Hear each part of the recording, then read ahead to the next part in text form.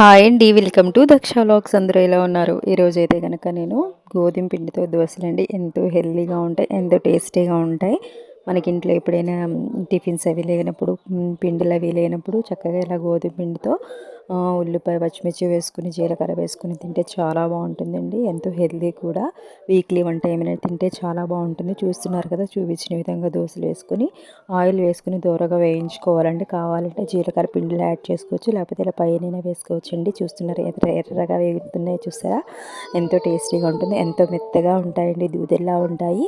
మనకి ఎన్ని కావాలన్ని దోశలు వేసుకుని సర్వ్ చేసుకోవడమే. దీంట్లో టమాటో చట్నీ వేసుకొని తింటే చాలా బాగుంటుందండి. వేడి వేడిగానే తినాలి, చల్లారిపోతే ఇవి బాగోవండి. అప్పటికప్పుడు వేసుకొని తింటే చాలా బాగుంటుంది. ఈ రెసిపీ మీకు కావాలి అంటే కనుక కామెంట్ చేయండి. మీకు నచ్చితే కనుక లైక్ చేయండి, షేర్ చేయండి, సబ్స్క్రైబ్ చేయండి. చూస్తున్నారు కదా, ఎంతో టేస్టీగా ఉంటుంది. గోధుమ పిండి దోశ రెడీ అయిపోయిందండి. టమాటో చట్నీతో తింటే ఎంతో బాగుంటుంది, ఎంతో టేస్టీగా ఉంటుంది. చూస్తున్నారుగా, మెత్తగా దూదిల్లా ఉంటాయండి. Please support my channel. Thank you for watching అండి. Please subscribe my channel.